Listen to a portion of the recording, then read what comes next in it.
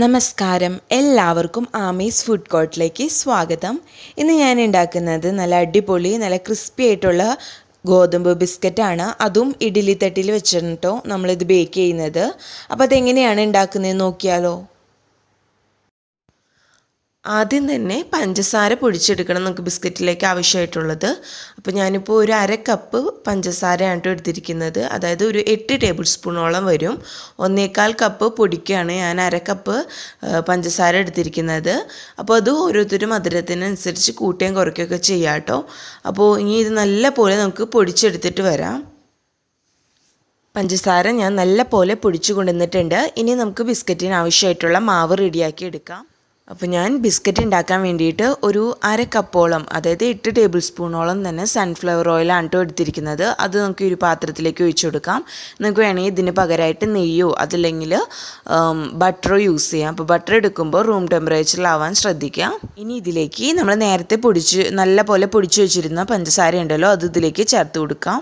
ഇനി ഇതിലേക്ക് ഒരു അര ടീസ്പൂൺ ഏലക്കാപ്പൊടി ചേർത്ത് കൊടുക്കുന്നുണ്ട്. അപ്പോൾ ഇത് നിർബന്ധമില്ല കേട്ടോ, നിങ്ങൾക്ക് വേണമെങ്കിൽ വാനില എസൻസ് ഒഴിച്ചു കൊടുക്കാം. അപ്പോൾ ഇത് രണ്ട് ചേർത്ത് കൊടുത്തില്ലെങ്കിലും കഴിക്കാൻ നല്ല ടേസ്റ്റാണ് കേട്ടോ. ഇനി ഇത് നമ്മൾ ഒരു വിസ്കോ അതല്ലെങ്കിൽ ഒരു ടീസ്പൂൺ വെച്ചിട്ട് നല്ല പോലെ മിക്സ് ചെയ്തെടുക്കുക. കട്ടിയൊന്നുമില്ലാതെ നല്ല പോലെ ഓയിലും അതേപോലെ തന്നെ പഞ്ചസാര പൊടിച്ചതൊക്കെ നല്ല പോലെ മിക്സ് ചെയ്തെടുക്കാം. ഞാനിപ്പോൾ പഞ്ചസാരയും ഓയിലും നല്ല പോലെ മിക്സ് ചെയ്തെടുത്തിട്ടുണ്ട് കേട്ടോ. ഇനി ഇതിലേക്ക് നമുക്ക് പൊടി ചേർത്ത് കൊടുക്കാം. അപ്പോൾ ഞാനിപ്പോൾ ഗോതമ്പ് പൊടിയാണ് കേട്ടോ ഇതിലേക്ക് ചേർത്ത് കൊടുക്കുന്നത്. അപ്പോൾ കുറച്ച് ഹെൽത്തി ആയിരിക്കും. അപ്പോൾ നിങ്ങൾക്ക് ഗോതമ്പ് പൊടിക്ക് പകരമായിട്ട് നമ്മുടെ മൈദ ഉപയോഗിക്കാം കേട്ടോ. അപ്പോൾ ഇനി ഇതിലേക്ക് പൊടി ചേർത്ത് കൊടുക്കാം. അപ്പോൾ ഞാനൊരു 1/4 കപ്പ് പൊടിയാണ് ചേർത്ത് കൊടുക്കുന്നത്. അതായത് ഒരു കപ്പ് എന്ന് പറയുന്നത് 240 ml ആണ്. അപ്പോൾ ആ ഒരു കപ്പിൻ്റെ അളവ് തന്നെയാണ് 1/4 കപ്പ് എടുത്തിരിക്കുന്നത്. അപ്പോൾ അതായത് ഒരു 4 ടേബിൾ സ്പൂണോളം എക്സ്ട്രാ എടുത്തിട്ടുണ്ട്. അപ്പോൾ നിങ്ങൾ ഏത് കപ്പിൽ അളക്കുന്നത് അതിനനുസരിച്ച് തന്നെ ആ കപ്പിൽ തന്നെ എല്ലാവരും അളന്നെടുക്കുക.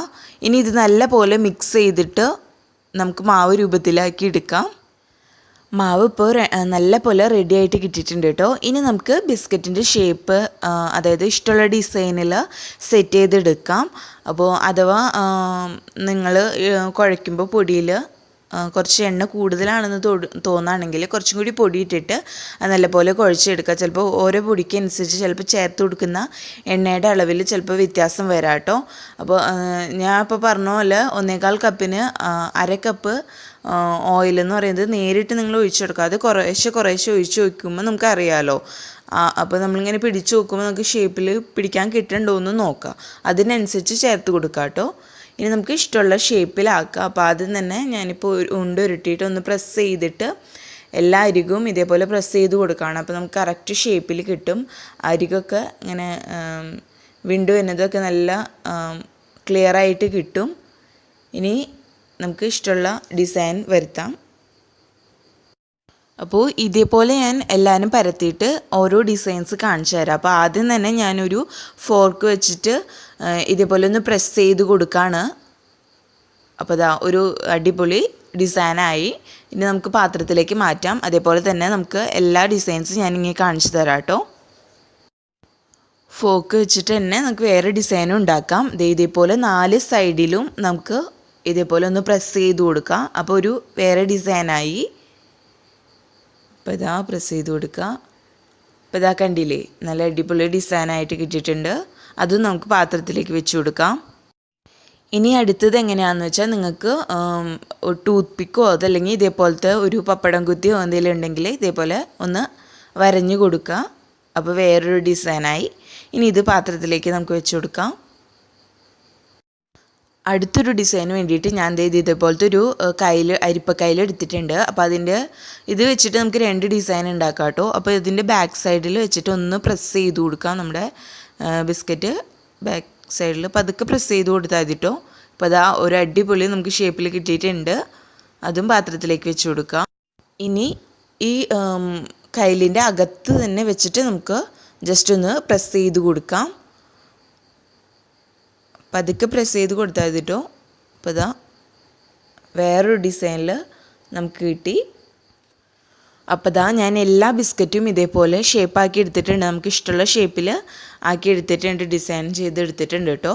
ഇനി നമുക്ക് ബേക്ക് ചെയ്യാൻ തുടങ്ങാം. ബേക്ക് ചെയ്യാൻ വേണ്ടിയിട്ട് ഞാനിപ്പോൾ ഒരു ഇഡ്ഡലി പാത്രം എടുത്ത് വെച്ചിട്ടുണ്ട്. ഇനി ഇതിലേക്ക് നമുക്ക് ഉപ്പ് ഇട്ട് കൊടുക്കണം. അപ്പോൾ 1 കപ്പോളം ഉപ്പ് ഇതിലേക്ക് ചേർത്ത് കൊടുക്കാം. അപ്പോൾ നമ്മൾ പാത്രം ബേക്ക് ചെയ്യുന്ന സമയത്ത് കരിഞ്ഞു പോവാതിരിക്കാൻ വേണ്ടിയാണ്, അടി കരിയാതിരിക്കാൻ വേണ്ടിയിട്ടാണ് കേട്ടോ നമ്മൾ ഉപ്പ് ചേർത്ത് കൊടുക്കുന്നത്. അപ്പോൾ ഇനി നമ്മൾ ഈ ഉപ്പ് നമുക്ക് ഒട്ടും വേസ്റ്റ് ആവുന്നില്ല. കാരണം ഇത് യൂസ് ചെയ്യുന്നതിന് ശേഷം നമുക്ക് നല്ല പോലെ തണുത്തതിന് ശേഷം ഒരു ടിന്നിലിട്ട് വെക്കുകയാണെങ്കിൽ പിന്നീട് ബേക്ക് ചെയ്യുന്ന സമയത്തൊക്കെ യൂസ് ചെയ്യുന്ന പറ്റും കേട്ടോ. ഇനി നമുക്ക് ഈ ഇഡ്ഡലി പാത്രം ഒന്ന് പ്രീ ഹീറ്റ് ചെയ്തെടുക്കണം. അതായത് നമ്മൾ ഓവനൊക്കെ പ്രീ ഹീറ്റ് ചെയ്യുന്ന പോലെ തന്നെ ഒരു 5 മിനിറ്റ് പ്രീ ഹീറ്റ് ചെയ്യണം. ഒരു മീഡിയം ഫ്ലെയിമിൽ നമുക്ക് മൂടി വെച്ചിട്ട് പ്രീ ഹീറ്റ് ചെയ്യാം. അപ്പോൾ ഒരു 5 മിനിറ്റ് കഴിയട്ടെ. ഇപ്പോൾ ഇതാ 5 മിനിറ്റ് കഴിഞ്ഞിട്ടുണ്ട്. നമ്മുടെ പാത്രമൊക്കെ നല്ല പോലെ ഉപ്പൊക്കെ നല്ല പോലെ ചൂടായിട്ട് വന്നിട്ടുണ്ട്. ഇനി ഇതിലേക്ക് നമുക്ക് തട്ടിറക്കി വെക്കുക. മുകളിലത്തെ തട്ട് മാത്രമാണ് കേട്ടോ ഞാനിപ്പോൾ വെച്ചിരിക്കുന്നത്. അതിലേക്ക് എല്ലാ ബിസ്ക്കറ്റും വെച്ചിട്ടുണ്ട്. അപ്പോൾ ഞാൻ ഇഡ്ഡലി തട്ടിൽ ഒട്ടും തന്നെ എണ്ണ തടവി കൊടുത്തിട്ടില്ല കേട്ടോ. അപ്പോൾ നമുക്ക് എല്ലാ തട്ടും ഒരുമിച്ച് വെക്കുകയാണെങ്കിൽ ചിലപ്പോൾ മുകളിലത്തെ തട്ട് ബിസ്ക്കറ്റുകളൊന്നും വേവില്ല. അടിയിലത്തെ തട്ടിൽ ബിസ്ക്കറ്റ് വെന്ത് ചിലപ്പോൾ കരിഞ്ഞു പോകാൻ സാധ്യതയുണ്ട്. അപ്പോൾ അതൊന്നും ഒഴിവാക്കാൻ വേണ്ടിയിട്ട് ഒറ്റ തട്ട് വെച്ചിട്ട് നമുക്ക് എല്ലാനും പതുക്കെ ബേക്ക് ചെയ്തെടുക്കാം. അപ്പോൾ ഇനി ലോ ഫ്ലെയിമിലേക്ക് ഞാൻ മാറ്റിയിട്ടുണ്ട് കേട്ടോ. ഇത്ര നേരം മീഡിയം ഫ്ലെയിമിലായിരുന്നു. ഇനി ലോ ഫ്ലെയിമിൽ വെച്ചിട്ട് നമുക്കിത് മൂടി വെച്ചിട്ട് ഒരു 10 മിനിറ്റോളം ബേക്ക് ചെയ്തെടുക്കുക. അപ്പോൾ 10 മിനിറ്റ് കഴിഞ്ഞതിന് ശേഷം നമുക്ക് തുറന്ന് നോക്കിയിട്ട് വേവ് കുറവുണ്ടെങ്കിൽ തോന്നുകയാണെങ്കിൽ പിന്നീട് ബേക്ക് ചെയ്തെടുക്കാം. അപ്പോൾ ഇതൊരു 10 മിനിറ്റ് കഴിയട്ടെ. ഇപ്പോൾ ഇതാ ഒരു 10 മിനിറ്റ് കഴിഞ്ഞിട്ടുണ്ട്. അപ്പോൾ ഞാനിന്ന് തുറന്ന് നോക്കിയിട്ടുണ്ട് കേട്ടോ. അപ്പോൾ ഞാൻ ടീസ്പൂൺ വെച്ചിട്ടൊന്ന് നമുക്കിതൊന്ന് പൊക്കി നോക്കാം. അപ്പോൾ ഇതാ വിട്ട് കിട്ടാൻ കുറച്ച് പ്രയാസമുണ്ട് കേട്ടോ, വെന്തിട്ടില്ല. അപ്പോൾ ഇതാ ടീസ്പൂൺമ നോക്കിയാൽ തന്നെ കാണാം അതിൽ പറ്റി പിടിച്ചിരിക്കുന്നത് കുറച്ചും കൂടി വേവാനുണ്ട്. അപ്പോൾ ഇനിയാണ് നമ്മൾ ശ്രദ്ധിക്കേണ്ടത്. ഇനി ഇത് മൂടി വെച്ചിട്ട് നമ്മൾ ഇടയ്ക്കിടയ്ക്കൊന്ന് തുറന്ന് നോക്കണം. അതല്ലെങ്കിൽ പെട്ടെന്ന് അടി കരിഞ്ഞു പോകാൻ സാധ്യതയുണ്ട്. അപ്പോൾ ഇത് 10 മിനിറ്റിന് ശേഷം നമ്മൾ സൂക്ഷിച്ചിട്ട് വേണം ബേക്ക് ചെയ്യാൻ വേണ്ടി. ഇടയ്ക്കൊന്ന് തുറന്ന് നോക്കി ഇട്ട് ബേക്ക് ചെയ്തെടുക്കാം. അപ്പോൾ ഏകദേശം ഇങ്ങനെ ഒരു 5 മിനിറ്റോളം വേണ്ടി വരും. അപ്പോൾ നമുക്ക് ഇടയ്ക്കൊന്ന് തുറന്ന് നോക്കിയിട്ട് അടി ഒന്ന് ജസ്റ്റ് ഒന്ന് ഗോൾഡൻ നിറം ആവുന്നത് വരെ, ലൈറ്റ് ഗോൾഡൻ നിറം ആവുന്നത് വരേക്കും ഒന്ന് ബേക്ക് ചെയ്തെടുക്കാം. അപ്പോൾ ഇതൊന്ന് വെന്ത് വരട്ടെ. ഇപ്പോൾ ഏകദേശം ഒരു 5 മിനിറ്റും കൂടി കഴിഞ്ഞിട്ടുണ്ട്. ബിസ്ക്കറ്റൊക്കെ നല്ല പോലെ ബേക്കായിട്ട് വന്നിട്ടുണ്ട്. അടിക്കൊന്ന് പൊക്കി നോക്കുമ്പോൾ അറിയാം കളറൊക്കെ മാറി വന്നിട്ടുണ്ട്. അപ്പോൾ അതിനർത്ഥം ബിസ്ക്കറ്റൊക്കെ നല്ല പോലെ വെന്ത് വന്നിട്ടുണ്ടെന്നാണ്. അപ്പോൾ ഞാൻ ഇടയ്ക്കൊന്ന് തുറന്ന് നോക്കിയിട്ടുണ്ടായിരുന്നു കേട്ടോ. ബിസ്ക്കറ്റ് ഉണ്ടല്ലോ ഇത് ഇപ്പോൾ ഒരു പാത്രത്തിലേക്ക് മാറ്റിയിട്ടുണ്ട്. അപ്പോൾ അടിയിലേക്ക് നോക്കിയാൽ തന്നെ അറിയാം നല്ല കളർ മാറി വന്നിട്ടുണ്ട്. നല്ല ചൂടായത് കാരണം കേട്ടോ, കൈ നല്ല പോലെ ചൂട് നമുക്ക് പിടിക്കാൻ പറ്റുന്നില്ല. അപ്പോൾ നല്ല പോലെ കളറും മാറി വന്നിട്ടുണ്ട്. ബിസ്ക്കറ്റ് നല്ല പോലെ വെന്ത് വന്നിട്ടുണ്ട് കേട്ടോ. ഇപ്പോൾ നമ്മൾ തൊട്ട് നോക്കുമ്പോൾ ജസ്റ്റ് സോഫ്റ്റായിട്ടാണ് ബിസ്ക്കറ്റ് ഇരിക്കുക. പക്ഷേ ഇത് ചൂടാറുമ്പോൾ നല്ല പോലെ നമുക്ക് ഹാർഡായിട്ട് കിട്ടും. അപ്പോൾ ഇതേപോലെ തന്നെ എല്ലാം നമുക്ക് ബേക്ക് ചെയ്തെടുക്കാം. എന്നിട്ടൊരു പാത്രത്തിലേക്ക് മാറ്റാം കേട്ടോ. അപ്പോൾ ഞാൻ എല്ലാ ബിസ്ക്കറ്റും ഇതേപോലെ ബേക്ക് ചെയ്തെടുത്തിട്ടുണ്ട് കേട്ടോ. അപ്പോൾ ഒരു ബിസ്ക്കറ്റ് ഞാൻ പെട്ടെന്ന് ചൂടോടുകൂടി പാത്രത്തിലേക്ക് പകർത്തുമ്പോൾ കയ്യിൽ നിന്ന് വിട്ടുപോയി. അതാണ് കേട്ടോ അങ്ങനെ പൊട്ടിയിരിക്കുന്നത്. അപ്പോൾ നമ്മുടെ അടിഭാഗത്ത് നോക്കിയാൽ കാണാം നമ്മുടെ ലൈറ്റ് ഗോൾഡ് നിറമായിട്ട് വന്നിട്ടുണ്ട്. നല്ല ക്രിസ്പി ആയിട്ട് കിട്ടിയിട്ടുണ്ട് കേട്ടോ.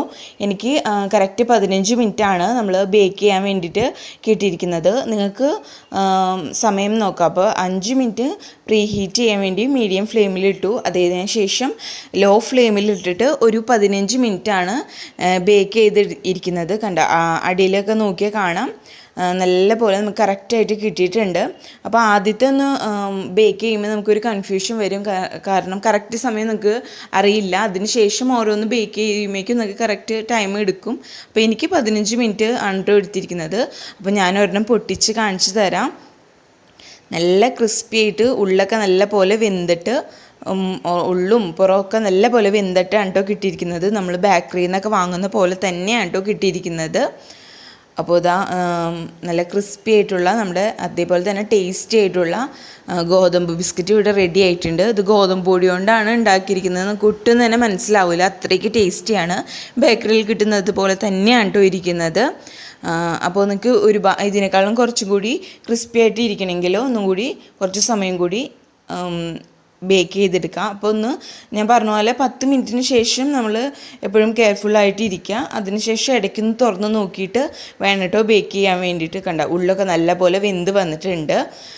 അപ്പോൾ ആദ്യം ബേക്ക് ചെയ്യുന്ന സമയത്ത് നമുക്ക് സോഫ്റ്റായിട്ട് തോന്നുകയാണെങ്കിലും ചൂടാറിയതിന് ശേഷം ഇതിപ്പോൾ കണ്ടില്ലേ നല്ലപോലെ നമുക്ക് ഹാർഡായിട്ടെന്ന് പറഞ്ഞാൽ നല്ലപോലെ സെറ്റായിട്ട് കിട്ടിയിട്ടുണ്ട്.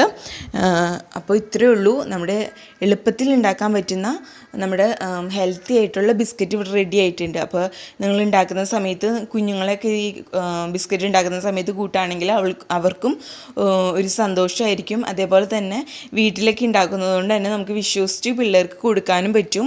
അപ്പോൾ വീഡിയോ ഇഷ്ടപ്പെട്ടാൽ ലൈക്ക് ചെയ്യുക, അതേപോലെ തന്നെ നിങ്ങളുടെ ഫ്രണ്ട്സ് റിലേറ്റീവ്സൊക്കെ ആയിട്ട് ഷെയർ ചെയ്യുക. അപ്പോൾ വീഡിയോ ആദ്യമായിട്ട് കാണുന്നവരാണെങ്കിൽ ചാനൽ സബ്സ്ക്രൈബ് ചെയ്യാൻ മറക്കല്ലേ. അപ്പോൾ അടുത്ത അടിപൊളി വീഡിയോ ആയിട്ട് വരുന്നവരേക്കും ബൈ, താങ്ക് യു.